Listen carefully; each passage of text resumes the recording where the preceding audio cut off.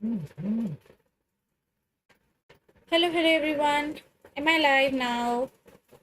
कुछ दिक्कत आ रही थी आज शायद, जल्दी से अब मुझे बता दो। Am I live now guys?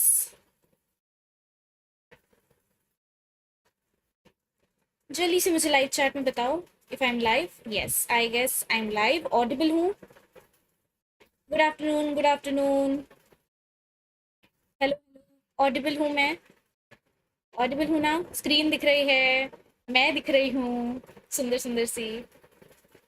Self love, okay. Good afternoon Aliza, DG 21, Subhan Malik, Riyaz, Prachi, Abhilipsa, Bhavna, Harsh. Okay, आवाज एकदम क्लियर है? ओके, तो सबसे पहले तो मुझे बताओ किस किस ने टेस्ट दे दिया है, कौन कौन अभी देगा, बताओ। ओके, क्लियर है आवाज, ठीक है, गुड थिंग। तो जैसा कि आपको पता है, आज है हमारे डी एंड एफ ब्लॉक का लेक्चर नंबर 2, जिसमें हम करने वाले हैं इस चैप्टर को खल्लास। ठीक है, ओके। क्लास के बाद दोगे? ओके, अच्छी बात है। आपका वैसे इस पार्ट से आई होप टेस्ट में ज़्यादा कुछ ना आए, नहीं आएगा। नेक्स्ट टेस्ट में I will cover this part, क्योंकि अभी तक हुआ नहीं है, तो there is no point of giving this part in test, right? So जो फर्स्ट लेक्चर था डीएनए ब्लॉक में से, वहीं से क्वेश्चन आएगा। But as I always say that NEET में और हमारे टेस्ट में अभी के लिए आपका केमिकल बॉन्डिंग सबसे इंपॉर्टेंट चैप्टर है, तो मेक श्योर आपने वो अच्छे से रिवाइज करा हुआ हो। हेलो प्रतिभा, दिशा, गुड आफ्टरनून, जागृति कुमारी, गुड आफ्टरनून। ठीक है, क्लास के बाद दोगे, वेरी गुड, ठीक है, अच्छी बात है। बाकी सब रिवीजन रिवीजन हो गई है? आई एम फीलिंग दैट हमारी कितने टाइम से क्लास नहीं हुई है। कल भी postpone, I had to postpone the class. सब लोग बढ़िया हैं, बिल्कुल ready to crack NEET and attend today's class with full enthusiasm? डीवू हेलो, न्यू स्टूडेंट, ठीक है। ओके, तो चलो शुरू करते हैं without any delay. 9 minutes waste हो गए हमारे, I don't know why, there was some glitch और व्हाट।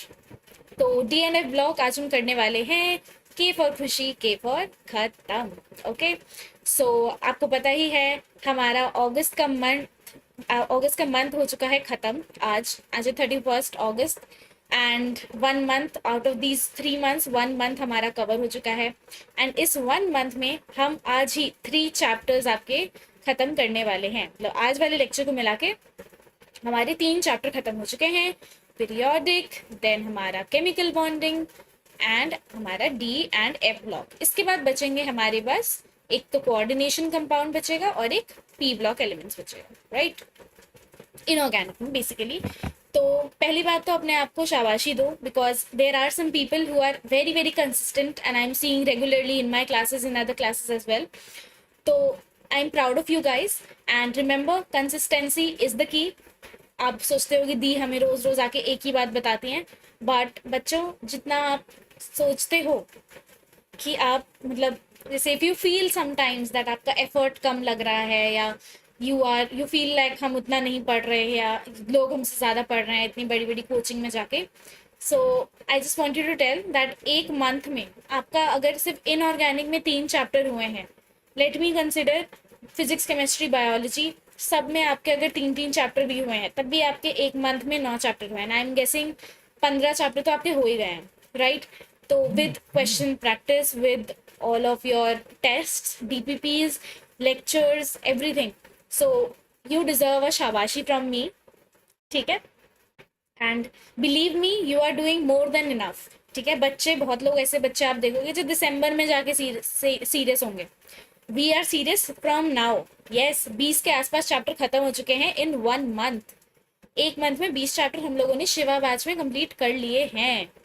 यस, तो आपको क्या करना है, आपको बस अच्छे से क्वेश्चन प्रैक्टिस करनी है, कॉन्फिडेंट रहना है और पॉजिटिव रहना है, सारे लेक्चर्स देखने हैं, सारे क्वेश्चन सॉल्व करने हैं, बस नीट तो क्लियर होना ही है, ठीक है? तो चलो शुरू करते हैं। अगर आपको, जैसे अभी मैंने बोला कि कुछ बच्चों को डाउट आता है कि क्या हम सही से पढ़ रहे हैं, नहीं पढ़ रहे हैं, तो उन बच्चों के लिए एक बार I always tell that personal mentorship is one thing which is the best thing you can do to level up your preparation, right? ये चाहे आप कितने भी पैसे दे दो, पर्सनल मेंटोरशिप आपको कहीं नहीं मिल रही। That mentors from top most AIIMS आपसे इंटरेक्ट करने वाले हैं। ये मैम सी हो गया, लेडी हार्डिंग हो गया, बहुत सारे जीएमसीज हैं, वहाँ के मेंटोर्स हो गए। ऐसे मेंटोर्स, ऐसे मतलब किसी मेंटोरशिप प्रोग्राम में आपको direct one on one interaction कहीं और देखने को नहीं मिलेगी। You will only get this here in Aditya Joshi app. ठीक है, so I actually say that अगर आपको अपनी प्रिपरेशन को एक लेवल बढ़ाना है कि हाँ हमें इंश्योर होना है कि हमारा सिलेक्शन बिल्कुल पक्का पक्का वाला पक्का है, तो do enrol in this personal mentorship. I assure you हमारे मेंटर्स आपको हर टाइम पे आपको हेल्प करते हैं। हर टाइम पे आप एजुकेटर से कनेक्टेड रहोगे। हर टाइम पे आपको कोई भी पर्सनल दिक्कत है, आपको पढ़ाई में कोई दिक्कत है, आपको घर की कोई परेशानी है, you will always have a mentor. I always से एक टीचर आपको पढ़ाता है सिलेबस जो आपके पेपर में आएगा, बट उस पढ़ी हुई चीज़ को पेपर में कैसे अप्लाई करना है ना, वो एक मेंटोर ही बता सकता है, जिसने खुद वो 3 घंटे बैठ के वहाँ पेपर दिया है। राइट, तो I will say that personal mentorship is इतना प्रीमियम अपॉर्चुनिटी। और ऐसा भी नहीं है कि हम इससे आपको इसके लिए लाखों कॉस्ट कर रहे हैं, तो चार्ज कर रहे हैं, ऐसा बिल्कुल भी नहीं है। इट वॉज ऑफ 5000 रुपीज़, और अभी भी आप इसको डिस्काउंट में अवेल कर सकते हो 3999 पर। And you can use my code, that is KHUSHI खुशी, that's my name, sorry KJ, KJ खुशी Jha, that's my name, KJ1111, that's my code. देखो भाई, तुम्हारी टेंशन में क्लास शुरू नहीं हो रही, उसकी टेंशन में मेरा दिमाग घूम गया है आज। KJ1111, that's my code. And अगर आप सोच रहे होगे यार ये इतना अजीब सा नंबर क्यों रखा है दी ने, तो इसका सिर्फ एक बहुत सिंपल सा रीज़न है, दैट दिस 1111 नंबर, दैट अगर आपने कभी वॉच में 1111 देखा या रात में कभी 1111 देख रहे हो, तो just know that your superior powers are with you. This is a very angelic, very lucky number. And इस टाइम पे हम जो भी विश मांगते हैं ना, ऐसा कहा जाता है कि वो हमेशा पूरी होती है। So I want you all to use this code when you are enrolling for personal mentorship, wishing seeing this number कि हाँ हमारा नीट में सिलेक्शन होगा। हम अपने टीचर्स को प्राउड करेंगे, हम खुद के पेरेंट्स को प्राउड करेंगे, खुद को प्राउड करेंगे that 1 MBBS seat we will get. वो हमारी सीट है, चाहे जितने भी बच्चे उस सीट के लिए फाइट कर रहे हैं। I want 1 seat and that 1 seat is mine. I will be a good doctor saving lives of people. That is the importance of this 1111 number in my code. ठीक है, तो अब जो लोग सेशन छोड़ के भाग चुके हैं ये सोच के कि मैम तो बस फालतू में बोले जा रही हैं, कुछ पढ़ा वढ़ा नहीं रही, तो अब जल्दी से ज्वाइन कर लो। We are starting up with a main session. जोश कैसा है सभी का? कैसा है सभी का जोश? एक बार मुझे थम्स अप दे दो if you are ready ready ready. Ready है सब लोग एक और चैप्टर खत्म करने के लिए? Thums up, yes. हाय है जोश सबका। ठीक है, लंच वंच कर लिया होगा आई होप। ठीक है चलो शुरू करते हैं। तो पहले तो मैं आपको थोड़ा सा रिवाइज करा देती हूँ। देखो हमारे सुंदर से नोट्स जो मैंने हैंड रिटन आपके लिए बनाए हैं। Oh my God, so beautiful, right? तो आज हम करने वाले हैं DNF ब्लॉक का खात्मा। सेकेंड लेक्चर है और 2 लेक्चर में ही हम इस चैप्टर को निपटा देंगे। वाई? बिकॉज ये छोटा चैप्टर है, इजी चैप्टर है, रटने वाला चैप्टर है। जितनी बार पढ़ोगे उतनी ज़्यादा कॉन्सेप्ट क्लैरिटी आएगी, और जितने ज़्यादा क्वेश्चन करोगे उतनी ज़्यादा कॉन्सेप्ट क्लैरिटी आएगी। So never run away from questions. इस चैप्टर में इनऑर्गेनिक के केमिकल बॉन्डिंग और ये वाले चैप्टर ऐसे होते हैं जिसमें आप जितना भी पढ़ लो, अगर आपने क्वेश्चन सॉल्व नहीं करे ना तो आपने कुछ नहीं करा। ठीक है, तो चलो शुरू करते हैं। देखो यार, पहले ही एक मैं वो दे देती हूँ हेड्स अप दैट यहाँ पे क्या है आपको रटना है, वो भी विदाउट ट्रिक्स। ठीक है, यहाँ आपका रटने वाला पोर्शन स्टार्ट हो गया है। मैं आपको समझा सकती हूँ कि आप समझ के लर्न करो, but end of the day आपको इसको लर्न नहीं करना पड़ेगा। तो अब जो है हमारे डी ब्लॉक में 2 ऐसे कंपाउंड्स हैं। आपने स्ट्रक्चर ऑफ एटम में 2 चीज़ पढ़ी होगी, एक होता है एटम, एक होता है मॉलिक्यूल, और एक होता है हमारा कंपाउंड। तो आज हम क्या पढ़ने वाले हैं? कंपाउंड के बारे में, जो एक डी ब्लॉक के एलिमेंट से बनता है। ठीक है, what I am basically trying to say is that D block का एक एलिमेंट है मैंगनीज। ठीक है, उसका एक बहुत ही इंपॉर्टेंट कंपाउंड बनता है। कंपाउंड मतलब उसमें और भी एटम्स आते हैं, जैसे कि पोटेशियम आता है, ऑक्सीजन भी आता है, और हमारा मैंगनीज भी आता है। ठीक है, तो ये मिला के क्या बनाते हैं? KMNO4। ठीक है, what is it? It is, क्या कहते हैं इसको, बताओ, तुम्हें तो पता होना चाहिए, बताओ बताओ। ठीक है, तो चलो शुरू करते हैं हमारा। तो सबसे पहली बात यह है, दिस इज योर KMnO4। इसका पूरा नाम क्या होता है? पोटेशियम मैंगनीट या पर मैंगनीट? पोटेशियम मैंगनीट और पर मैंगनीट? मुझे बताओगे अभी लाइव में या होमवर्क में बताना कि इसका एक्चुअल नाम क्या होता है। इसका आई नो आपको पता ही है। तो चलो शुरू करते हैं। सबसे पहली चीज जो इस चैप्टर में आपको कोई भी एक्सपेक्ट करेगा कि आपको पता होना चाहिए, दैट इज कि एक ऑक्सीडाइजिंग एजेंट होता है। अब what is an oxidizing agent? मैंने लास्ट क्लास में भी आपको बताया था, yes it is potassium permanganate. अभी हम उसका डिफरेंस भी देखेंगे। सो पोटेशियम परमैंगनेट के बारे में आपको एक चीज पता होनी चाहिए, that is a very very very important and a very very amazing oxidizing agent. Now what I mean by oxidizing agent is कि ये एक एजेंट है। आपको पता है एक ट्रैवल एजेंट होता है, एक वो, और किन बहुत सारी चीज़ों में एक एजेंट होता है, जैसे PR कंपनीज की एजेंसी होती है, राइट? तो एजेंट इज जो एक काम कराए, मतलब दो लोगों के बीच में एक काम कराए और खुद acts as a middle man, right? It very good, everybody who has written the answer, very good. It acts as a middle man. कि देखो नाम में इसका ऑक्सीडाइजिंग करा रहा है, ऑक्सीडाइजिंग आ रहा है, बट इसका काम जो है रिड्यूसिंग का है। मतलब ये KMnO4 दूसरे को आराम से रिड्यूस करा सकता है।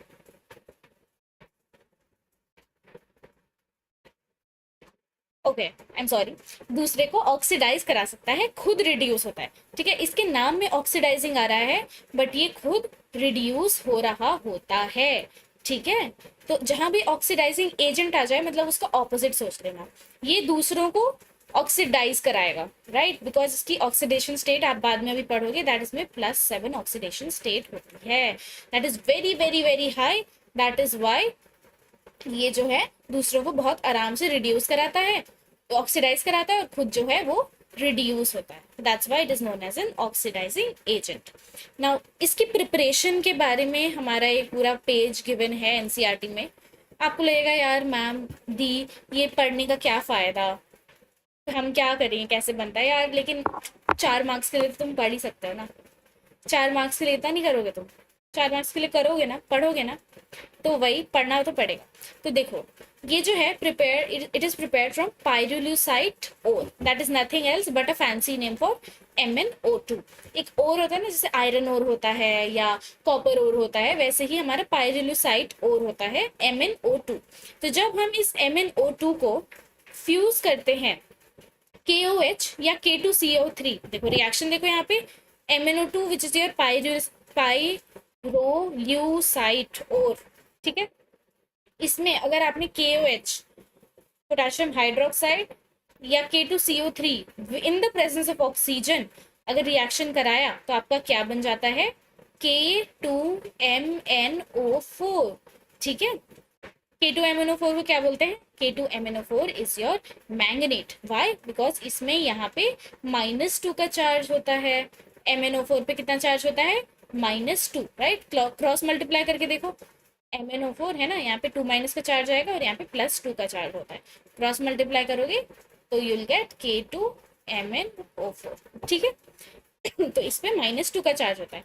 अब इसको फिर से हमें तो मैंगनेट तो बनाना नहीं है, हमें तो पोटेशियम पर मैंगनेट बनाना है। पर मैंगनेट मतलब -1 का चार्ज। अभी इस पे -2 का चार्ज है, मुझे इसको -1 करना है। ठीक है, तो मैं क्या करूंगी, इसको क्लोरीन के साथ या कार्बन डाइऑक्साइड के साथ या ओजोन के साथ ट्रीट कर दूंगी। ठीक है, इनको रिएक्ट करा दूंगी। यहाँ रिएक्शन देखो दिख रहा होगा, K2MnO4 with chlorine gives you KMnO4 and KCl। Then यहाँ पे अगर H2O के साथ कर, basically you are oxidizing it. -2 बड़ा होता है या -1? चलो तुम्हारे मैथ्स का छोटा सा टेस्ट लेते हैं। -2 बड़ा होता है या -1? जल्दी से बताना मुझे, -2 बड़ा होता है -1? This is important concept, chemistry है ये अभी के लिए। यस गुड, शाबाश मेरे बच्चे, मुझे लगा तुम डम हो गए, पर यार तुम तो बहुत इंटेलिजेंट हो, तुम तो बहुत इंटेलिजेंट हो सच में। देखो -1 हमारा ज्यादा बड़ा होता है, तो सोचो अगर -2 ऑक्सीडेशन स्टेट से कोई -1 ऑक्सीडेशन मतलब लो ऑक्सीडेशन स्टेट से कोई अगर हाई ऑक्सीडेशन स्टेट में जा रहा है, तो क्या हो रहा है? ऑक्सीडेशन हो रहा है या रिडक्शन हो रहा है? बताओ, ऑक्सीडेशन हो रहा है या reduction? I need energy guys. सोने का टाइम तुम्हारा नहीं है, ये दुनिया सो रही होगी अभी दिन में, हम नहीं सो रहे हैं। We are here on YouTube starting. बताओ, लो ऑक्सीडेशन स्टेट से अगर हाई ऑक्सीडेशन में स्टेट में जा रहे हैं तो ऑक्सीडेशन होगा reduction. Very good, very good Bhavna, Ansh, Abhilipsa, Prachi, जागृति, वेरी गुड। यस, ऑक्सीडेशन हो रहा है, तो यहाँ पे हम इसको ऑक्सीडाइज करेंगे इन द प्रेजेंस ऑफ क्लोरीन, या फिर H2O देख लो, या फिर CO2 देख लो, सब में हमारा एंड प्रोडक्ट इज KMNO4। और इनके जो साइड प्रोडक्ट्स हैं, you have to learn this by heart, ठीक है? इसकी कोई ट्रिक नहीं है। रिएक्शन रिएक्शन होता है, इसकी कोई ट्रिक अगर आपको मिले तो मुझे भी बताना, बट एक्चुअल में this is very common sense. MnO4 को H2O के साथ ऐड करा रहे हो, KMnO4 तो बनेगा ही, बाकी का जो है वो आपका एक K बच गया तो KOH बन जाता है। यहाँ पे भी K2MnO4 था, आपका KMnO4 तो बनेगा ही, तो यहाँ बताओ मुझे क्या बच गया? एक K बच गया, और यहाँ पे प्लस Cl2 था, एक Cl ने इसको ऑक्सीडाइज करा, मतलब Cl तो बस ऑक्सीडाइजिंग एजेंट बन रहा है ना, तो ये Cl2 का 2 Cl बच गए, तो क्या बनेगा? KMnO4 plus 2KCl। So that's how you do reactions. I am sure redox reactions में आपको ये अच्छे से पढ़ाया जाएगा, ठीक है? अगर स्टोकियोमेट्री में पढ़ लिया तो वेरी गुड, वरना रिडॉक्स में आप ये बैलेंसिंग वगैरह देखोगे। तो इसकी ट्रिक मैं आपको बस ये बता सकती हूँ कि जो लेफ्ट आउट प्रोडक्ट्स हैं उनको देखो, ठीक है? यहाँ पे देखो एक K बच गया, CO3 बच गया, तो ऐसे डिस्प्रपोर्शनेट हो जाते हैं ये in very important line acidic medium में, ठीक है? एसिडिक मीडियम में। नाउ इसकी कमर्शियल प्रिपरेशन भी होती है, that is it is prepared by fusion of MnO2 which is your pyrolusite ore with KOH, same जो हमने ऊपर देखा था, followed by electrolytic oxidation of manganate. अब हम क्या करेंगे? हम इलेक्ट्रोलिटिक ऑक्सीडेशन कर देंगे मैंगनेट की, तो वो ऑब्वियसली 2 माइनस से माइनस में -1 में बन जाएगा। बस एक चीज आपको याद रखनी है, जो मैं यहाँ पे लिख भी देती हूँ, वो भी कलरफुल में, दैट जो आपका मैंगनेट होता है +-2 में, that is a green flag, whereas जो आपका -1 होता है that is your red flag. नहीं, रेड फ्लैग मत लिख के आ जाना, that is your purple flag, ठीक है? P for permanganate, P for purple, ठीक है? And manganate -2 is your green flag, ठीक है? समझ आया इतना? और अब देखो एक और लेबोरेटरी में कैसे प्रिपेयर करते हैं हम। मैंगनीज 2 आयन सॉल्ट को ऑक्सीडाइज कर देते हैं bye peroxo disulphate to permanganate. देखो यार, मैं चाहे आपको जितना भी बोल दूं, मुझे खुद समझ आ रहा है कि आपको ये नहीं समझ आ रहा होगा मैं जो भी बोल रही हूँ, it's like I am just reading, but तुम क्या करना, तुम एनसीईआरटी खोलना, दिस इज एनसीईआरटी का PDF, ठीक है? एनसीईआरटी खोलना, वहां पे पढ़ना, समझना कैसे रिएक्शन हो रहा है, क्या लिख रही है एनसीईआरटी। वैसे यहाँ से क्वेश्चन नहीं आता है, यहाँ से क्वेश्चन आता है, ठीक है? जो मैंने लर्न करने बोला, यहाँ से तो क्वेश्चन आता ही आता है, ये रिएक्शन आपको लर्न होने चाहिए, बट इस वाले पार्ट को भी एक बार देख लेना।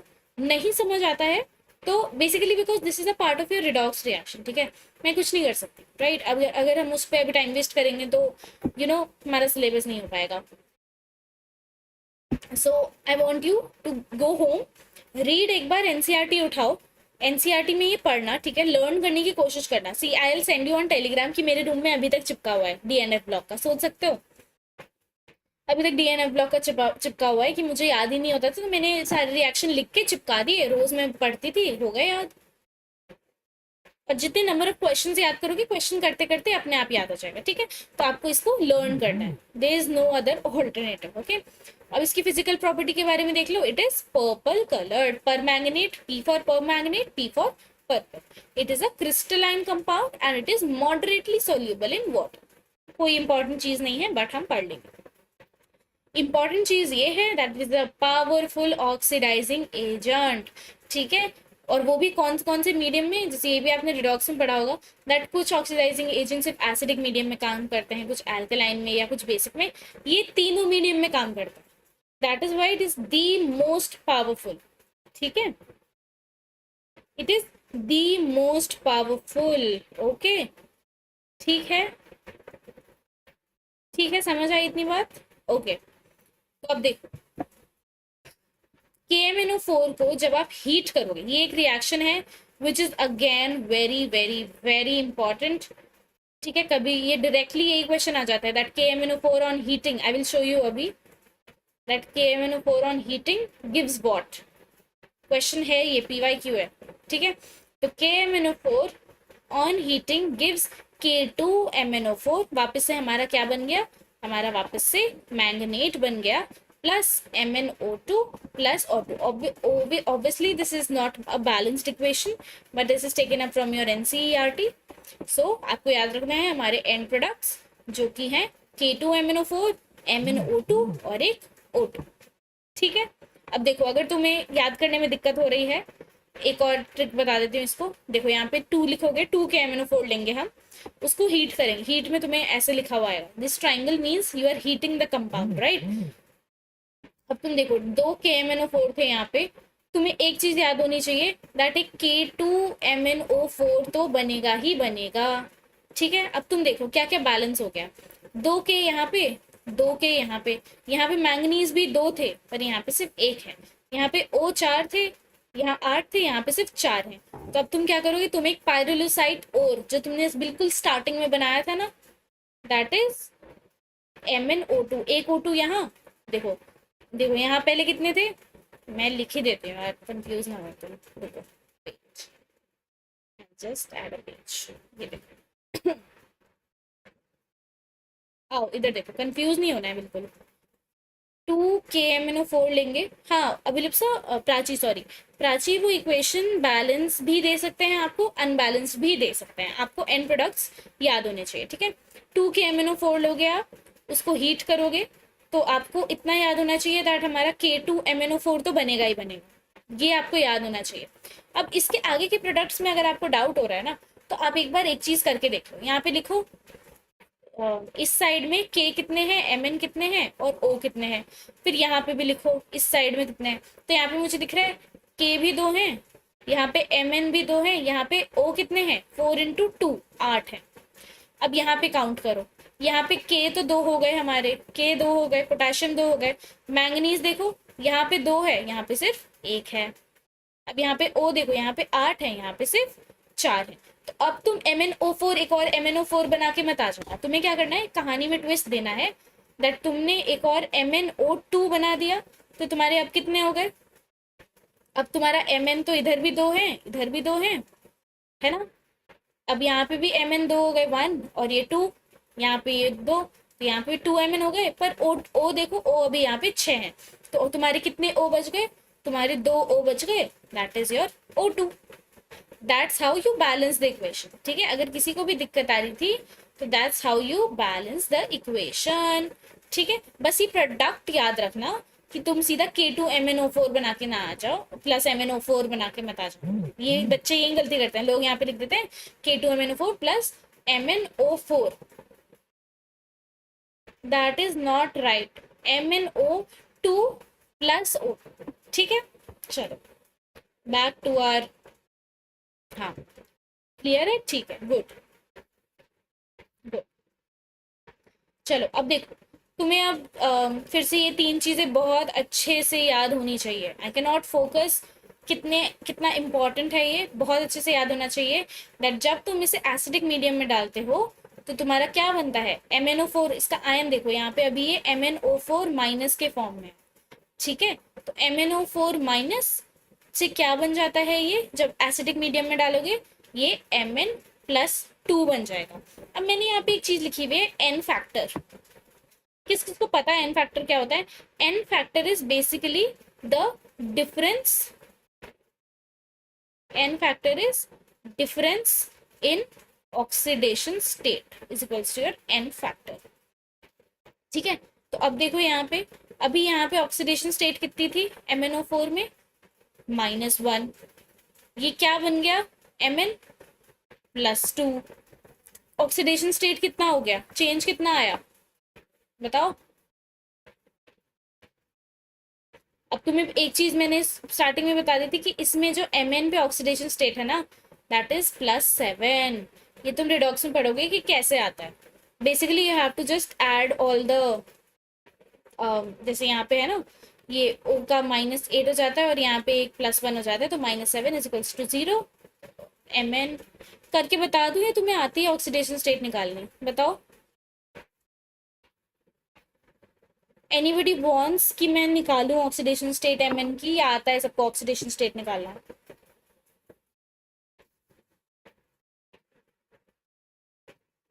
बताओ प्यारे बच्चों, क्लास के लीव कर रहे हैं सब लोग। आता है ना सबको? बता दूं? ठीक है, बता देती हूँ। तो यहाँ देखो अंश, जिसको भी नहीं आता है, ठीक है, KMNO4 है आपके पास, राइट। दूसरा कलर ले लेते हैं, KMNO4 है, ठीक है। अब तुम्हें एक चीज पता होनी चाहिए, दैट हैलोजन एंड ऑक्सीजन वगैरह, जो हैलोजन नहीं, ऑक्सीजन पे जो इसका जनरल चार्ज होता है दैट इज -2। के पे, के is a metal, alkali earth metal, ठीक है। तो इस पे कितना होता है? इस पे +1 का चार्ज होता है। अब तुम देखो, K plus Mn plus 4 into oxygen is equals to your 0, ठीक है। कोई बात नहीं, आता है तो एक बार देख लो, रिवाइज हो जाएगा, ठीक है। ये तुम्हारा हो गया। अब देखो मैंने क्या बताया तुम्हें, के पे कितना है? के पे +1 था, तो उसको यहाँ पुट करो, +1 प्लस Mn का तो तुम्हें निकालना ही है, +4 पे कितना बताया मैंने? -2, तो 4 इंटू -2, क्योंकि यहाँ पे 4 ऑक्सीजन है ना, इसलिए 4 मल्टीप्लाई कर देंगे, is equals to 0। Now Mn, यहाँ पे +1 प्लस Mn प्लस, सॉरी, -8, -8 हो जाएगा ना, -8 is equals to 0। Mn -7 is equals to 0। Mn का चार्ज कितना आया? +7, ठीक है। आई बात समझ में? हो गया सबको, रिवाइज हो गया एक बार Mn पे कैसे ऑक्सीडेशन स्टेट निकालते हैं, ठीक है। ओके ओके, तो अब देखो यहाँ पे तुम्हारा चार्ज था Mn पे +7 का, ओके। यहाँ पे हो गया तुम्हारा +2 का, डिफरेंस कितना आया? 5 का, है ना, 5 का डिफरेंस आ गया ना। n factor is equals to 5। वैसे ही न्यूट्रल में देखो, यहाँ पे +7 था, न्यूट्रल में यहाँ पे +4 हो जाएगा, तो n फैक्टर कितना आया? 3। यहाँ पे भी +7 था, यहाँ पे +6 हो गया, तो यहाँ पे 1 हुआ। अब याद करने वाली बात ये है कि तुम्हें ये ऑर्डर याद होना चाहिए कि किसमें कितनी ऑक्सीडेशन स्टेट में बदलता है। देखो 2 की टेबल याद रखनी है, तुम्हें पहले लिखना है 2, 4, 6 और उसके सामने लिख दो ANB, ठीक है। A और B के बीच में एक N को बिठा दो एंड उसके सामने 2, 4, 6 लिख दो। दैट इज योर एसिडिक का, A for acidic, N for neutral, B for basic. Okay, clear है? अब देखो उसी पे बेस्ड इतने सारे रिएक्शंस हैं and I can not tell you, बच्चे इसे लास्ट में, लाइक अगर मैं अपनी खुद की बात भी कर रही हूँ, मैंने लास्ट में जाके इसको लर्न करा था एंड यहाँ से एक क्वेश्चन आया ही आया था पेपर में, ठीक है। तुम अभी से लेके मई तक हर महीने, अगर अभी हमारा चैप्टर हो गया, नो मैटर क्लास में कौन सा चैप्टर चल रहा है, हफ्ते में एक बार वापस आके इन सारे रिएक्शंस को देखोगे ही देखोगे, ठीक है। ये सारे रिएक्शन देखो, basically after you study, redox reaction वाला चैप्टर हो गया क्या तुम्हारा? नहीं हुआ है ना अभी रिडॉक्स वाला? बताना मुझे एक बार जरा, रिडॉक्स रिएक्शन हो गया फिजिकल केमिस्ट्री में?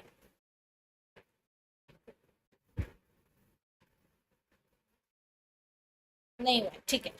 तो जब वो चैप्टर हो जाएगा ना, उसके बाद तुम्हें ये आराम से समझ आएगा, ठीक है।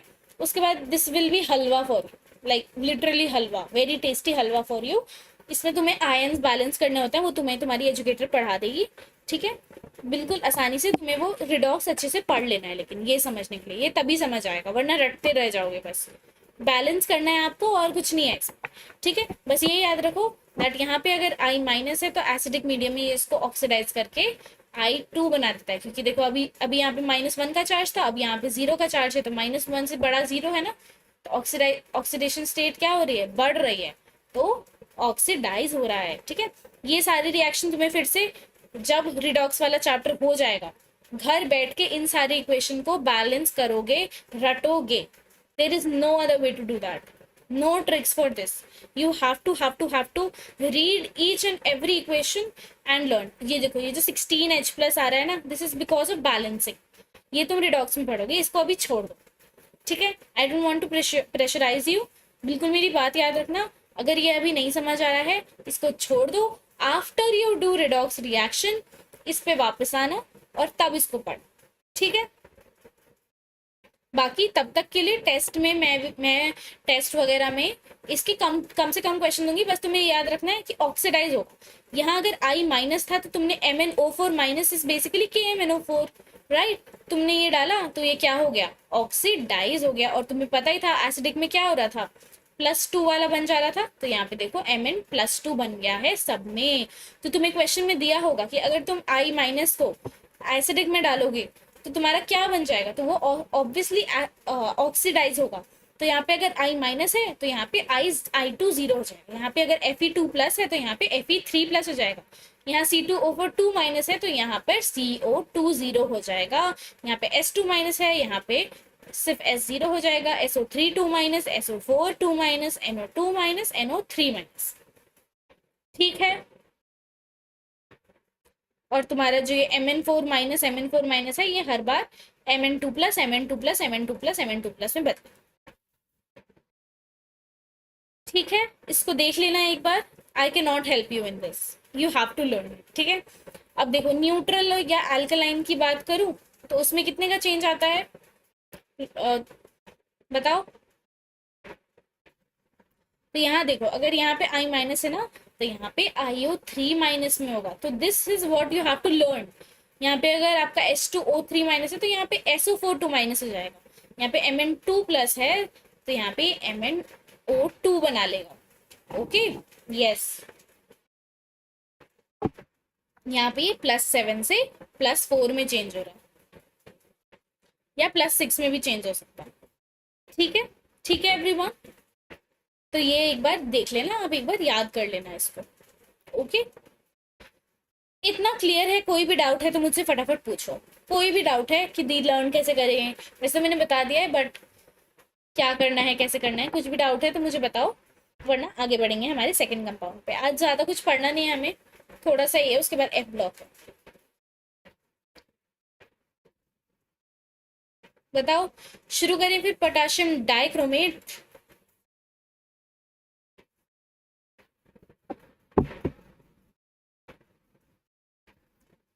ठीक है, क्लियर है? Abhilipsa, why are you crying? रोने वाली इमोजी मत भेजा करो, हंसते रहना है भाई। तुम्हारी टीचर का नाम क्या है इनऑर्गेनिक वाले का? Her name is Khushi. You don't have to cry, you have to laugh always, no matter how difficult it is. चाहे जितनी आंधी आए, तूफान आए, मुंह से क्या नहीं जानी चाहिए? खुशी, ओके? हाँ भाई, मैं हूँ सेल्फ ऑब्सेस्ड, ओके? गलती से तो ठीक है, ठीक है, ठीक है, ठीक है, सबको क्लियर है? अभिलिप्सा, उर्मी, हर्ष, जागृति, दिशा, ठीक है, ठीक है, ठीक है। चलो चलो आगे बढ़ते हैं और खत्म करते हैं इस चैप्टर को। पोटेशियम डाइक्रोमेट के बारे में पढ़ेंगे हम। हमने पहले क्या पढ़ा? KMnO4। अब हम पढ़ेंगे K2Cr2O7 ठीक है? अब हम इसके बारे में पढ़ने वाले। देखो, इस चैप्टर पे तुम्हें एनसीईआरटी से बाहर बिल्कुल भी नहीं जाना। NCERT is your Bible, was your Bible and will always be your Bible, ठीक है? तो तुम्हें क्या पढ़नी है? बस एनसीईआरटी पढ़नी है, इसलिए मैं लेकर भी तुम्हारे लिए एनसीईआरटी के ही स्क्रीनशॉट्स लाई, ठीक है? तो देखो, पोटेशियम डाइक्रोमेट जो है ना हमारा, उसकी भी तुम्हें सबसे पहले क्या पढ़नी है कि ये प्रिपेयर कैसे होता है। आओ पढ़ लेते हैं प्रिपेयर कैसे होता है। तो उसमें कौन सा और था हमारा? उसमें हमारा पाइरोल्यूसाइट और था, विच वाज MnO2। इसमें के कौन सा और है? इसमें हमारा क्रोमाइट और। When the chromite ore is roasted with sodium carbonate Na2CO3 in the presence of air, air में क्या होता है? Oxygen, it it is reverberatory furnace in a reverberatory furnace. यार इतना मुझे नहीं पता, इतनी इंग्लिश नहीं आती, ठीक है, इतने डीप वर्ड्स में जाने की जरूरत नहीं है। एनसीईआरटी सोचते हैं कि हम इंग्लिश भी पढ़ लें, हिंदी भी पढ़ लें, मैथ्स भी पढ़ लें, सब पढ़ लें, छोड़ो इस वर्ड को, कोई नहीं पढ़ेगा इसको, ठीक है। तो बेसिकली ये जो एक खतरनाक सी लाइन लिखी हुई है उसका सिंपल सा मतलब ये है दैट यू हैव ये वाला क्रोमाइट, और क्रोमाइट इज बेसिकली आयरन के साथ योर क्रोमियम, ठीक है, that is a chromite with Na2CO3 sodium carbonate in the presence of air that is our oxygen. उसको रोस्ट करना है, जैसे कि बहुत लोग एक दूसरे को रोस्ट करते हैं, जो तुम यूट्यूब पे देखते भी हो, वही उसे रोस्ट कर देना है। तो तुम्हारा क्या बन जाएगा, Na2CrO4 plus Fe2O3 plus CO2। अब ये सब तुम बैलेंस खुद से कर सकते हो, बट फिर से देखो, गौर फरमाइए, थोड़ा ब्लर है आई नो, मैं लिख देती हूँ तुम लोगों के लिए। 4, ये इतना मोटा, 4FeO.Cr2O3 which is your chromite ore plus Na2CO3 plus O2 gives you Na2CrO4 Fe2O3 and CO2। यार इस चैप्टर के लिए ना तुम मम्मी एनसीईआरटी से भी पढ़ सकते हो, सीधा सीधा वही सेम उठा के मैंने यहाँ चिपकाया। तो कहने का मतलब बस ये है दैट यहाँ पे तुम क्रोमाइट ओर में जब Na2CO3 को ऐड करा दोगे ना, तो तुम्हारा Na के साथ क्रोमियम आ जाएगा, Na2CrO4, ठीक है, क्या बनेगा, Na2CrO4। और आयरन को तुम गोली मार सकते हो, बट याद रखना as a side product Fe2O3 plus एक कार्बन हमारा बच जाता है यहाँ का, तो उसका CO2 बन जाता है।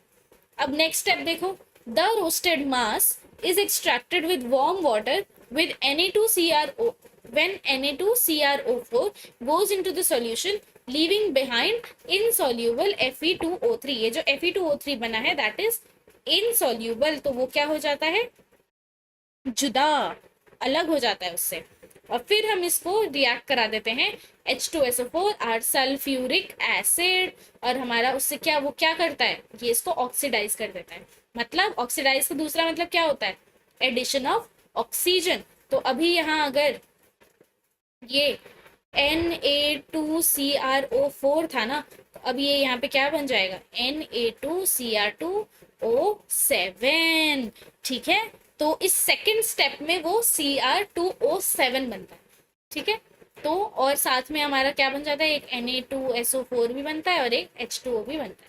तो ये रिएक्शन तुम देख लेना, बट याद करने वाली चीज ये है Na2Cr2O7 when you add sulfuric acid। अब थर्ड स्टेप देखो, इसी स्टेप में जब उन्होंने, अब देखो मुझे बेसिकली क्या करना है, K2Cr2O7 बनाने के लिए इस Na को रिप्लेस कर देना है पोटाशियम से, ठीक है। तो तुम क्या करोगे, तुम इस Na2Cr2O7 के साथ रिएक्ट करा दोगे 2KCl और हमारा बन जाएगा K2Cr2O7 और डिस्प्लेसमेंट हो जाएगा NaCl बन जाएगा, ठीक है। That's how we form our potassium dichromate. अब फिर से इसमें देखो, जैसे उसमें क्या था, एक मैंगनेट था और एक परमैंगनेट था, वैसे ही इसमें एक क्रोमेट है और एक डाइक्रोमेट है, ओके। तो अब तुम कलर याद रखो, देखो मैंने लिखा हुआ है उसी कलर से तुम्हारे लिए। ये जो ये होता है chromate that is of your yellow colour and your dichromate is of orange colour. अच्छा, इसको येलो करना पड़ेगा, I am bad at colours यार। येलो कलर नहीं है क्या, हाँ है, इसलिए येलो कलर भी ले आई ढूंढ के, ठीक है। इतना समझ आया ना सबको, कलर याद रख लेना, कभी कभी क्वेश्चन आ जाते हैं कंफ्यूज करने के लिए।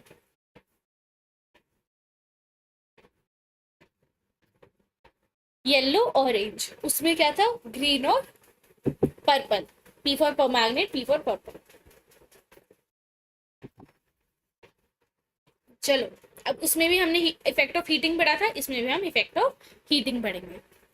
और हाँ, एक और चीज, क्रोमेट आयन में 2- का चार्ज होता है O4 के साथ, इसमें होता है 2- का चार्ज O7 के साथ। तो यहाँ पे जो तुमने देखा ना, जब हमने सल्फ्यूरिक एसिड डाली थी, तो ये हमारा क्रोमेट आयन था। जब O7 हो गया तब ये हमारा डाइक्रोमेट बन गया। यस, ठीक है ठीक है ठीक है। अब देखो, इसमें भी हीटिंग का, मैं बोल रही हूँ ईटिंग का क्या इफेक्ट होता है, देखा। खाने पीने की सूझती है मुझे, बस बस खाना दे दो। भूख लग गई यार पढ़ा पढ़ा के तुम्हें। हीटिंग को ईटिंग बोलते हैं, बताओ। इफेक्ट ऑफ हीटिंग, इसमें भी देखो, यहाँ पे एक चीज याद रखो, इसमें तुम्हारा +6 का चार्ज आता है क्रोमियम पे। इसकी भी तुम चार्ज वैसे ही निकाल सकते हो, बस इसमें ये थोड़ा एक्सेप्शनल ऑक्सीडेशन स्टेट होता है। किसमें पढ़ोगे तुम, ये रिडॉक्स में पढ़ोगे। ठीक है ठीक है ठीक है ठीक है। ओके, तो ये जब आप इसको हीट करोगे, तो यहाँ पे K2Cr2O7 से बन जाएगा हमारा वापस K2CrO4, जो कि क्या था हमारा, क्या था वो, that was your chromate ion. Dichromate से क्रोमेट बन जाएगा, जैसे हमारा वहां पे पर मैंगनेट से मैंगनेट बन रहा था, सेम वैसे। और अभी मैंने आपको बैलेंसिंग सिखा दी, वैसे ही बैलेंसिंग करके ये सेकंड कंपाउंड भी आप निकाल सकते हो, रट लेना इसको। ठीक। अब एक टेस्ट होता है to detect chlorine ion, which is called as chromyl chloride test. NaCl, K2Cr2O7 और H2SO4 को तुम बना, उससे बन जाता है तुम्हारा CrO2Cl2। फिर उसको रिएक्ट कराते हो तुम NaOH के साथ, तो तुम्हारा क्या बन जाता है, सोडियम क्रोमेट, Na2CrO4। और उसको फिर तुम रिएक्ट करा देते हो उससे फिर तुम बना देते हो H2O2 से रिएक्ट करके पोटेशियम डाइक्रोमेट बना देते हो, and then you add hydrogen H2O2 and you get CrO5। ठीक है। एंड ये डीप ब्लू कलर का सॉल्यूशन हमें देता है। यहाँ से कभी क्वेश्चन आता नहीं है, बट तुम एक बार के लिए पढ़। सी, इसका स्ट्रक्चर देख लो एक बार, that's the butterfly like structure, बहुत फेमस है ये। बटरफ्लाई बनके, दैट इज अ सॉन्ग ना, यार मैं बहुत गंदा गाती हूँ, बट ये गाना है ना, बटरफ्लाई बन के something something some. Please please ignore me today, I have serious issues today. तो देखो, तुम्हारी बटरफ्लाई नहीं लग रही तुम्हें, ये देखो एंटीना भी है डबल बॉन्ड, इसे बटरफ्लाई है ना, बटरफ्लाई लाइक स्ट्रक्चर। और बस इसका हमें क्या याद रखना है, इस पे चार्ज है हमारा +6 का चार्ज। अब फिर सेम देखो, रिएक्शन इसमें आ जाएंगे जो तुम्हें रटने हैं, और कोई ऑप्शन नहीं है दूसरा। आई एम टायर्ड, मन तो कर रहा है तुम्हारा एक और लेक्चर ले लो डी ब्लॉक का, बट नहीं यार, आज ही खत्म करते हैं, है ना। ठीक है। यस, अरे डोरेमी ने बटरफ्लाई वाला इमोजी भी भेज दिया यार, बहुत एकदम, क्या बच्चे हो यार। वाह, अंश ने भी भेज दिया, very good. Example of reaction involving oxidation of Cr2O7 2-। तो जब भी हम K2Cr2O7 को डालेंगे, तो हमारा जो I- है वो I2 में बन जाएगा, क्योंकि देखो फिर से -1 0 में कन्वर्ट हो रहा है। H2S हमारा S बन जाएगा, Sn2 + Sn4+ बन जाएगा, और Fe2 + Fe3+ बन जाएगा। ये जो 6 इलेक्ट्रॉन यहाँ पे लिखे हुए हैं, ये आप किस में पढ़ोगे, रिडॉक्स रिएक्शन। मुझे ऐसे लग रहा है मैं हर चीज में वो नहीं बोलते, किसे बोलते हैं कि ब्रेक के बाद देखिए, वही ब्रेक तुम्हारा रिडॉक्स रिएक्शन है, उस ब्रेक के बाद ही तुम असली में देख पाओगे कि ये क्या पढ़ा रही हैं अभी। ठीक है, तो प्लीज यार कर लेना, ठीक है। रिडॉक्स रिएक्शन पढ़ने के बाद मैं फिर से तुम्हारे पास एक लेक्चर लेकर आऊंगी, ओनली फॉर दीज रिएक्शन, ताकि हम सिर्फ इन रिएक्शन पे ध्यान दें कि मतलब how to deal with redox वाला concept in d and f block elements. ठीक है, ओके। आज जाते हैं हमारे लास्ट टॉपिक, मतलब अभी इसमें बहुत है, but this is one of the last, F block elements पर, फिर हो जाएगा हमारा चैप्टर खत्म। तो देखो, एफ ब्लॉक एलिमेंट्स जो होते हैं, जैसे डी को हम क्या कहते थे, डी ब्लॉक वाले एलिमेंट्स को हम कहते थे ट्रांजिशन एलिमेंट्स, कि वो रील्स बहुत बनाते थे। ये जो एफ ब्लॉक एलिमेंट्स हैं, ये उनके और बड़े भाई ही हैं, मतलब ये इनके दिल में बसती है रील्स, इनके दिल में बसती है वो ट्रेंड, आजकल नहीं चल रहा वो हॉरिड हेनरी वाला, कल्लू कालिया, वही वही है तुम्हारे ट्रांजिशन एलिमेंट सारे के सारे, कल्लू काली है एक नंबर के। ठीक है। तो I am so sorry, I am making so bad jokes today, just forgive me.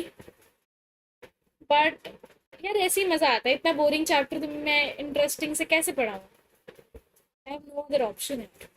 तो देखो, उनको हम कहते थे ट्रांजिशन एलिमेंट्स, इनको हम कहते हैं इनर ट्रांजिशन एलिमेंट्स। ठीक है। तो इनमें उसमें होता था आपका n-1d NS2 ऑर्बिटल, इसमें होता है n-2f, फिर n-1d और फिर NS2। ठीक है, NS2 ऑर्बिटल्स। ओके, ऐसे याद हो जाता है तो ठीक है। यार प्राची, आपने मुझे एक ही लाइन में दी भी बोल दिया, मैम भी बोल दिया। यार वाह यार, दोनों चीजें एक साथ, डबल धमाका। दी बोला करो मुझे, ठीक है? बिकॉज आई ऑलवेज से, जैसे किसी को ऐसे दीदी बोलते हैं ना, ऐसे बॉन्डिंग से क्रिएट हो जाती है। एक ही लाइन में दोनों बोल गई लड़की। ओके, चलो आ जाओ, इनफ ऑफ मजाक, खत्म करते हैं। फिर तुम भी, तुम्हारी भी छुट्टी, टेस्ट वेस्ट भी देना है तुम्हें, ठीक है? सीरियस रहो, क्या मजाक करते रहते हो तुम इनऑर्गेनिक की क्लास में? हाँ, फिर बोलते हैं दीदी मजाक करती हैं। दीदी कहाँ मजाक, दीदी पढ़ाती है। ओके, तो देखो इसमें दो पीरियड्स होते हैं हमारे पास, लैंथेनॉइड्स और दूसरा होता है एक्टिनॉइड्स। अब आप बोलोगे दी, इनका इतना अजीब सा नाम क्यों दिया है? कोई नहीं प्राची, आप दी बोलो मैम बोलो, मैं सब ले लूंगी आपका। आप मुझे दी बोलो मैम बोलो, इट्स ओके। ठीक है, I know you guys love me. दी बोलो मैम बोलो, आई नो। ठीक है। तो देखो, डी ब्लॉक के दो लास्ट के एलिमेंट्स थे, जिसका नाम था, इसका नाम था लैंथेनम और इसका नाम था एक्टिनियम। तो इसके बाद जो एलिमेंट आया उसको साइंटिस्ट ने बोला यार इनके ऑनर में ये इतने डी ब्लॉक के लास्ट रील बनाने वाले लोग थे, तो हम क्या करते हैं, इनको थोड़ा रिस्पेक्ट देने के लिए हम इनको, इनके नाम की एक सीरीज लॉन्च कर देते हैं, लैंथेनॉइड्स और एक्टिनॉइड्स। जैसे होता नहीं आजकल वो कंटेंट क्रिएटर्स की वो देखा तो था मैंने कल ही यार, ब्रांड जैसे कुछ क्लोथिंग ब्रांड्स ने स्पेशली उन कंटेंट क्रिएटर की एक अलग ही सीरीज चालू कर दी। वैसे ही सेम साइंटिस्ट ने करा कि ये लैंथेनम लास्ट रीलर था, रील बनाने वाला, तो उनके ऑनर में ये सीरीज शुरू कर दी, लैंथेनॉइड्स और एक्टिनॉइड्स। तो अब इनके एलिमेंट्स याद रखेंगे, फर्स्ट और लास्ट। 58 से लेके 71 तक आपके लैंथेनॉइड्स होते हैं, और 90 से लेके 103 नॉट आउट तक आपके होते हैं एक्टिनॉइड्स। ठीक है, यहाँ सेरिलियम से लेके ल्यूटिनियम, और यहाँ TH से लेके लॉरेंसियम होता है शायद, एला। ठीक है, इतना याद करने की जरूरत नहीं है, बट यस पढ़ते पढ़ते याद हो जाएगा जितना याद होना चाहिए। ये जो CE है ना, इसी पे क्वेश्चन आता है। अगर कोई है ऐसा जो बोर्ड का एग्जाम भी देने वाला है साथ साथ में, तो प्लीज यार ये F ब्लॉक वाला पार्ट ना अच्छे से पढ़ लिया करो, क्योंकि यार बात ये है ना, इन्होंने P ब्लॉक डिलीट कर दिया, इन्होंने S ब्लॉक डिलीट कर दिया, इन्होंने इनऑर्गेनिक में कुछ छोड़ा ही नहीं है हमारे लिए पढ़ने के लिए, मेटलर्जी डिलीट कर दी। तो अब जो एग्जिस्टिंग चैप्टर्स है ना, उनकी वेटेज क्या हो गई है? उनकी वेटेज हाई हो गई है। तो अगर DNF ब्लॉक से पहले 2 क्वेश्चन आते थे ना, अब यहाँ से 4 क्वेश्चन आएंगे। ठीक है, तो इनकी मोस्ट कॉमन ऑक्सीडेशन स्टेट होती है +3। अभी के अभी याद करो मेरे साथ, +3 होती है। इस पे क्वेश्चंस आते हैं, आया था एक बार, दिस इज योर PYQ। ठीक है, और जो आपका सेरेलियम TB ND DY PR होता है, ये +4 भी शो कर सकते हैं, और SM EU TM Y भी +2 भी शो कर सकते हैं। बट मोस्ट कॉमन अगर आपसे कोई पूछे तो +3 and +4 are most common oxidation states. अब इनकी मैग्नेटिक प्रॉपर्टीज देख लेते हैं। बोल रहा है दैट ट्राई पॉजिटिव लैंथेनॉइड, मतलब +3 वाला चार्ज, भी बोला ना इसमें +3 का चार्ज होता है, वही देखो फैंसी इंग्लिश, इंग्लिश झाड़ते हैं बहुत NCERT वाले कभी कभी। Try positive lanthanoid ions, the number of unpaired electron regularly increases from lanthanum to gadolinium and then continuously decreases up to lutetium. Lanthanum and lutetium ions are diamagnetic, while all other tripositive lanthanide ions are paramagnetic, exception neodymium is the most paramagnetic lanthanoid. Ce+4 and Yb+2 are also diamagnetic ions. देखो इतनी बड़ी कहानी में इसका बोलने का मतलब ये है कि F ऑर्बिटल जो होता है ना तुम्हारा, उसमें क्या होता है, 1 2 3 4 5 और 6। तो उसमें जो आपके इलेक्ट्रॉन्स होते हैं ना, कुछ ऐसे बैठे होते हैं, 1 2 3 4 5 6 7। और मैक्सिमम कितने बैठ सकते हैं इनको अगर आप पेयर कर दो, है ना। यहाँ पे यहाँ पे भी एक है, ठीक है। 1 2 3 4 5 6 7, 1 2 3 4 5 6 7, ठीक है। 14 इलेक्ट्रॉन इसकी मैक्सिमम कैपेसिटी होती है। देखो जिसमें भी 4f7 होगा वो तो सबसे ज्यादा पैरामैग्नेटिक हो गया, क्योंकि इसमें maximum number of unpaired electron है। तो वैसे ही जो ये नियोडाइमाइमियम है, that is the most paramagnetic lanthanoid, और वो भी +3 चार्ज में, मतलब आई एम सॉरी, 3 इलेक्ट्रॉन हटाने के बाद उसकी कुछ ऐसी कॉन्फ़िगरेशन होती है which is very very very stable. ये दोनों स्टेटमेंट एक बार अच्छे से पढ़ लेना, याद कर लेना, यहाँ से क्वेश्चन आ जाते हैं। समझने वाला बस यही है दैट अगर तुम फिर इसमें इलेक्ट्रॉन बढ़ाते जाओगे तो इसका पैरामैग्नेटिक घटेगा और डायमैग्नेटिक नेचर बढ़ेगा, क्योंकि पेयरिंग करा रहे हो तुम, ठीक है। और Ce+4 और Yb+2 आर ऑल्सो डायमैग्नेटिक, क्योंकि देखो वो है ना इवन चार्ज है, तो कहीं ना कहीं वो डायमैग्नेटिक हो गया, पेयरिंग कर सकते हो। तो अब कलर देख लो, कलर की बात कर लेते हैं।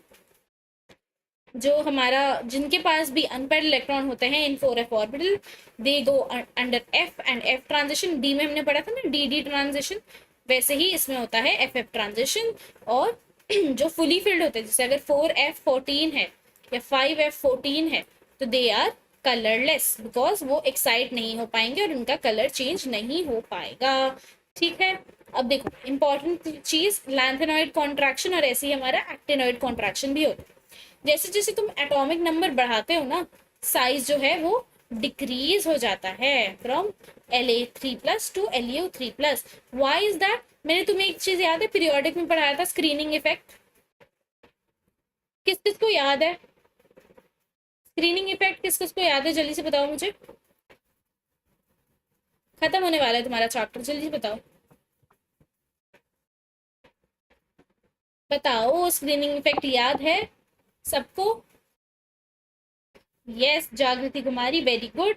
जो हमारा स्क्रीनिंग का ऑर्डर होता है ना, that is s is strongest shield, then p, then d, then F.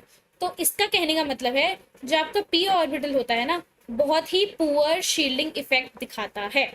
Poor shielding effect का मतलब बेसिकली, जैसे यहाँ देखो तुम्हारा ये न्यूक्लियस है, यहाँ पे तुम्हारा एक ऑर्बिटल है, दूसरा है, यहाँ पे फिर तुम्हारा जैसे ये एस है, एस इतना मोटा होगा, पी भी थोड़ा सा मोटा होगा, फिर डी थोड़ा सा पतला होगा, एफ बिल्कुल ही ऐसे बिल्कुल ही पतला होगा।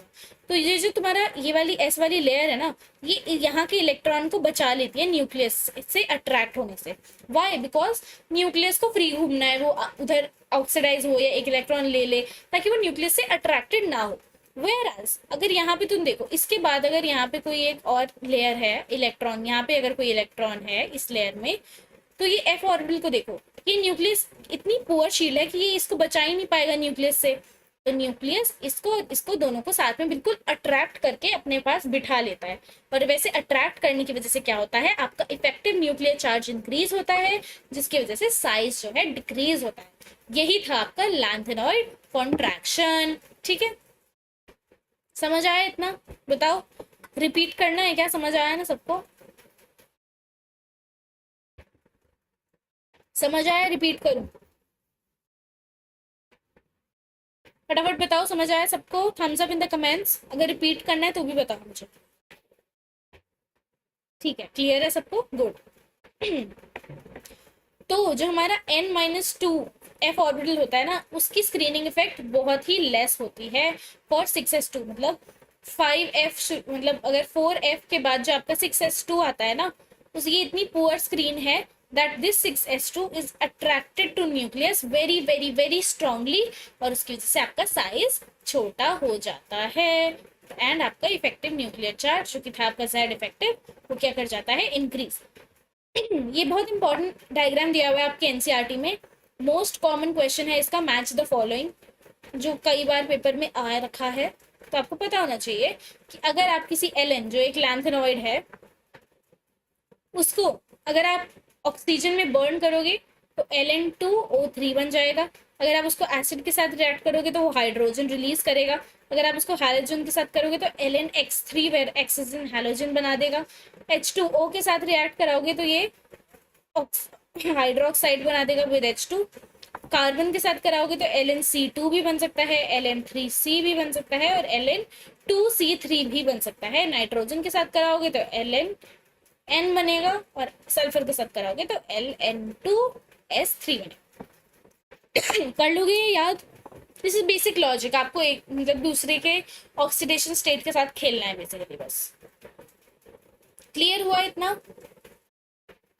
जनरल कैरेक्टरिस्टिक्स देखो इनके, they are silvery in appearance but they display a variety of structure, irregularity होते हैं उनके रेडियस में, highly reactive होते हैं, HCl react with actinoids, most of them are slightly affected by nitric acid owing to the formation of protective oxide layer, however alkalis have no action, magnetic properties like actinoids are more complex than those of lanthanoids। आपके जो actinoids की magnetic properties होती है that is very very very complex, and actinoids compounds or their ions are colored most probably due to the transfer of FF transition।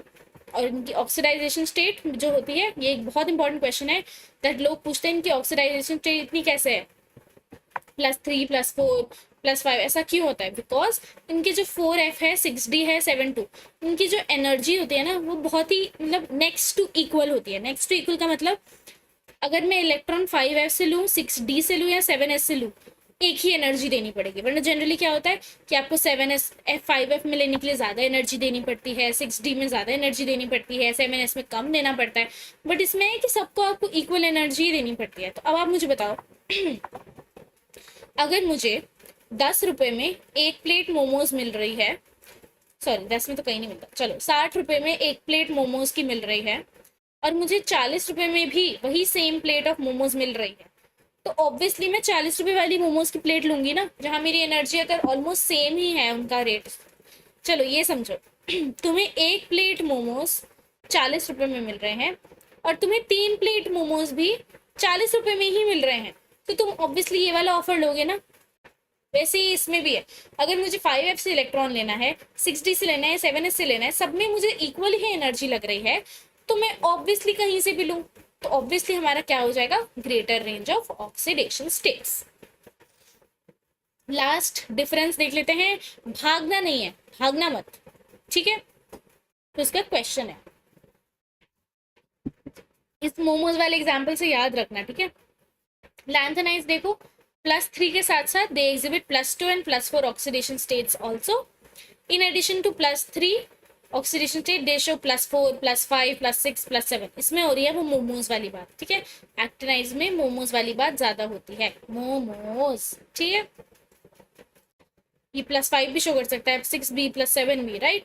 Most of their ions are colourless, most of their ions are coloured, क्योंकि इसमें क्या होता है, इसमें FF transition ज्यादा होता है। They do not form complexes easily, they have greater tendency to form complexes. They do not form oxycations, they oxycations मतलब ऑक्सीजन के साथ ये form oxycations like UO2 UO+ etcetera. Their compounds are less basic, there are more basic, except promethium they are non radioactive, they are radioactive, ठीक है। तभी इनको हमने periodic table में नीचे रखा। Their magnetic properties can be easily explained, their magnetic properties cannot be easily explained। अब आ जाते हैं हम फटाफट से क्वेश्चन पर। तो मुझे सबसे पहले चलो यही बताना, ये वाला क्वेश्चन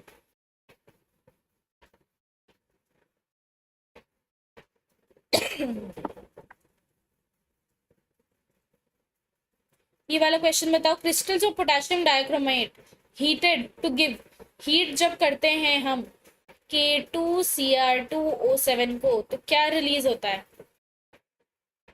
चलो ये छोड़ो, ये वाला बताओ। A reduction in atomic size with increase in atomic number is a characteristic of element of, अभी जस्ट पढ़ा है हमने, जस्ट पढ़ा है हमने, जल्दी बताओ। D block, F block, radio active, high atomic, क्या बताओ?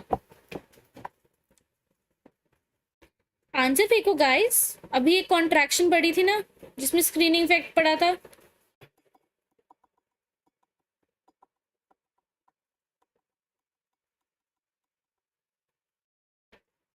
Yes, very good, F block is the right answer. ठीक है, क्योंकि हमें क्या देखने को मिलता है, लैंथेनॉइड एंड एक्टिनॉइड कॉन्ट्रैक्शन।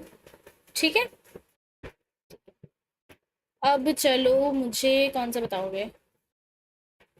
हाँ चलो ये बताना, ये तुम्हें ऐसे क्वेश्चन एक टेस्ट में भी शायद देखने को मिल जाए। बताओ, स्पिन ओनली मैग्नेटिक मोमेंट, ये लेक्चर 1 का क्वेश्चन है। ऑफ Ni2+, Ni2+ का बताना है, अगर दिख नहीं रहा तो Ni2+ in aq solution will be magnetic moment.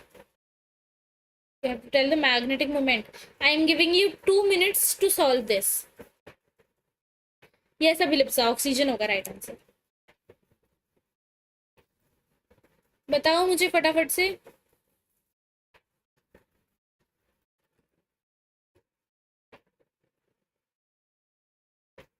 बताओ बताओ बताओ, क्या होगा इसका आंसर। तुम्हारे साथ ही सॉल्व करूंगी, डोंट वरी।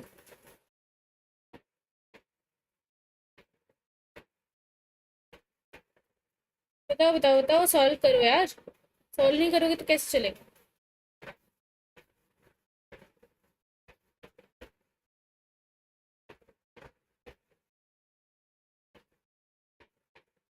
ओके, √8, 2.84। ठीक है, चलो फटाफट मुझे बताना, Ni में कितने अनपेयर इलेक्ट्रॉन्स लिखे तुमने।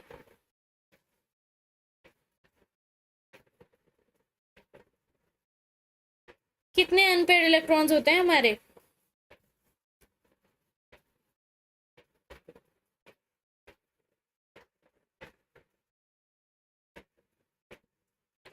दो अनपेयर इलेक्ट्रॉन होते हैं।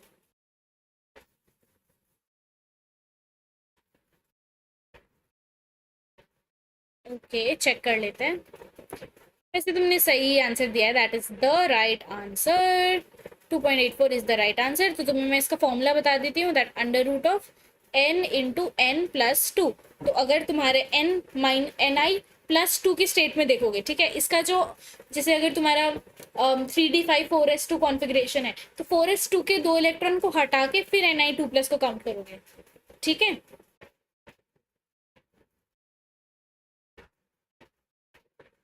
मैं इसका आंसर चेक करके आपको लोगों को बता देती हूँ, अभी इसमें कोई दिक्कत नहीं है अगर कंफ्यूजन हो रही है तो। लेट मी जस्ट चेक, फिर विल सॉल्व। कौन सा क्वेश्चन नंबर है ये, 7th। Just second, let me check the answer. तब तक तुम लोग ये वाला करो। ये, which of the following ions will give colourless aqueous solution. Colourless कौन देगा, विच गिव्स कलरलेस सॉल्यूशन, बताओ।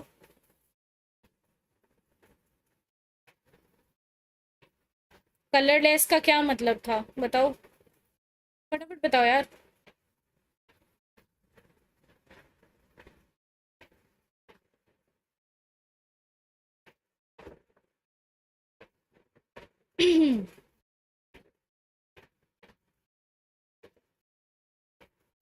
बताओ बताओ, आंसर बताओ।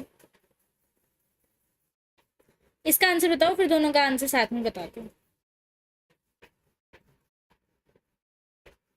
Yes, Cu+ is the right answer. Why, because इसके ऑर्बिटल्स क्या हो जाएंगे, हमारा इसका कॉन्फ़िगरेशन हो जाएगा 3d10।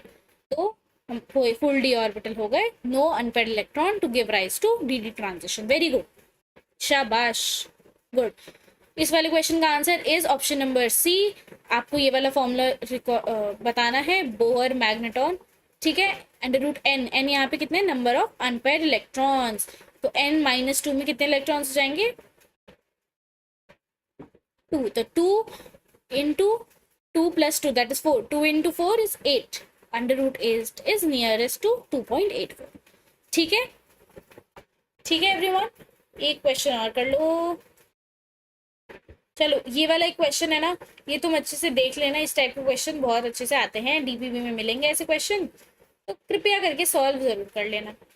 ठीक है, ठीक है एवरीवन।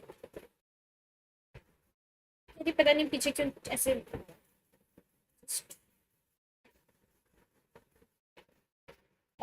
ये मैंने तुम्हें लर्न करने दिया था, पर तुम मुझे इसका आंसर बताओगे इन द कमेंट्स। ये है तुम्हारा होमवर्क क्वेश्चन।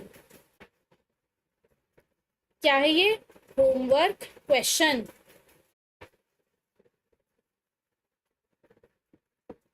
होमवर्क क्वेश्चन है ये आप लोगों का।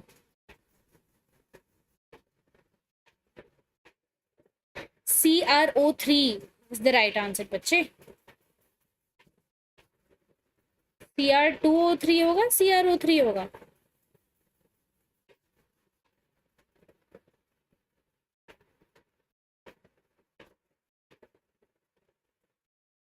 चेक करके मुझे बताना, ठीक है। This is your homework question.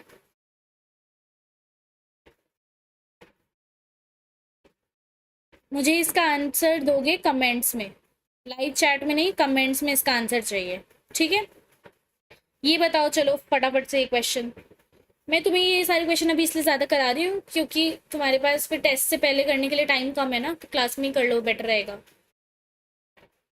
वैसे भी इसमें ज़्यादा क्वेश्चन है नहीं, but let me tell you, मैं चाहे तुम्हारे साथ ना एक PDF शेयर कर दूंगी क्वेश्चन का। उसमें 100 क्वेश्चन हैं ऐसे, कुछ आउट ऑफ सिलेबस भी हैं, बट यू नो वो क्वेश्चन बहुत अच्छे हैं, उससे तुम्हारे सारे कॉन्सेप्ट क्लियर हो जाएंगे। So I will just share that with you, ठीक है।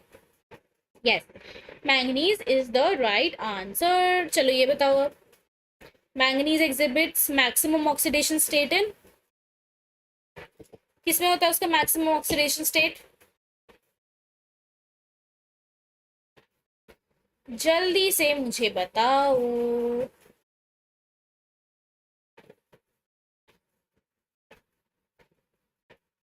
जल्दी जल्दी जल्दी जल्दी जल्दी।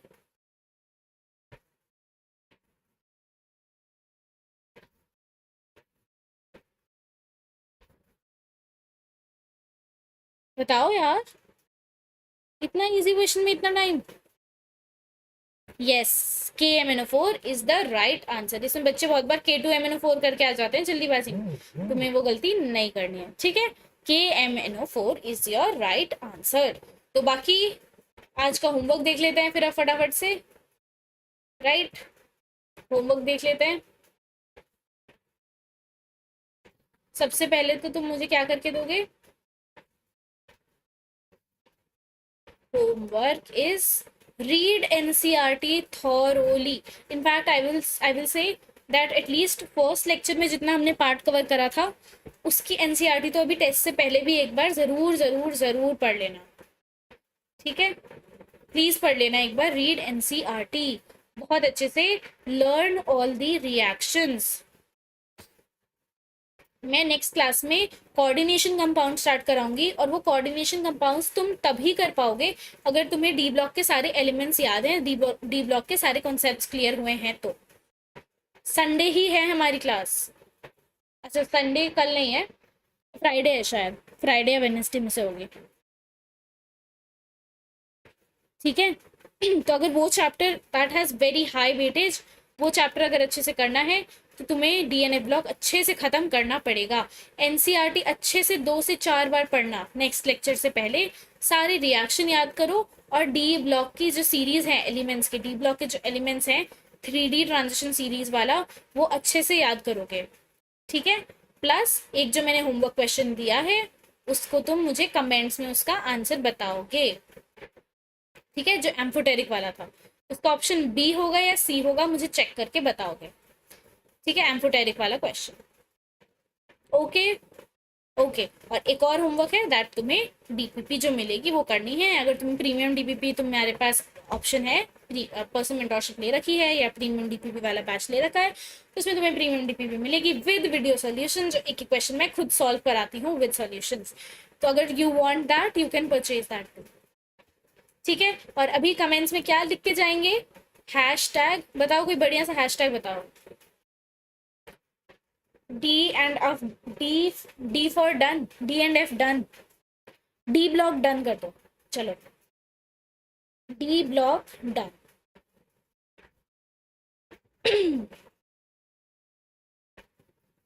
हैशटैग D ब्लॉक डन लिख के जाएंगे सभी लोग अभी, ठीक है। कमेंट्स में लिखोगे। पता चलना चाहिए ना यार पूरी यूट्यूब में दैट शिवाबाज के बच्चे ऑलरेडी 3 चैप्टर इनऑर्गेनिक के खत्म कर चुके हैं। वो भी शुरू करने की सोच रहे होंगे, हम खत्म कर चुके हैं। सोचो, सोचो यार, सोचो, प्राउड हो जाओ बिल्कुल। ठीक है। सो अब हम नेक्स्ट मिलेंगे कोऑर्डिनेशन कंपाउंड। टेस्ट अच्छे से देना। NCERT is your main focus, specially for inorganic this chapter. ठीक है। केमिकल कंपाउंड अच्छे से पढ़ के आना। मैं इसका एक छोटा सा 5 क्वेश्चन का टेस्ट लूंगी नेक्स्ट क्लास में। ठीक है। तो चलो एंड करते हैं क्लास। Thank you everyone. कोई डाउट है तो पूछ लो। All the best for your test. All the best everyone. अच्छे से देना। Keep your mind calm. Main thing is आपको टेस्ट देने से पता चलेगा कि कहाँ गलती कर रहे हो, कहाँ इम्प्रूव कर। That's what we have to find. ठीक है। तो घबराना नहीं है, टेस्ट बिल्कुल शांति से देना है। जितना बन रहा है उतना बना के आना। That is my main point. ठीक है। कोई डाउट नहीं है। So that's it for today. मुझे ये होमवर्क करा हुआ मिलना चाहिए, वरना देख लेना मैं बहुत हंसाती भी हूँ तो बहुत वो भी करती हूँ, डांटती भी हूँ, बहुत डांटती हूँ। ठीक है। कमेंट्स में अभी सब लोग ड्रॉप करेंगे #DBlock डन। ठीक है। जिसने हैशटैग नहीं लिखा मतलब उसने पूरा लेक्चर अटेंड नहीं करा, बस। ठीक है। और वो होमवर्क क्वेश्चन का आंसर प्लस #DBlock डन चाहिए मुझे comments. Okay, thank you everyone, bye bye, see you in the next lecture. All the best for your test, very very all the best. ठीक है। चलो, that's it for today. Bye bye everyone, take care, पढ़ाई करते रहो अच्छे से। Bye.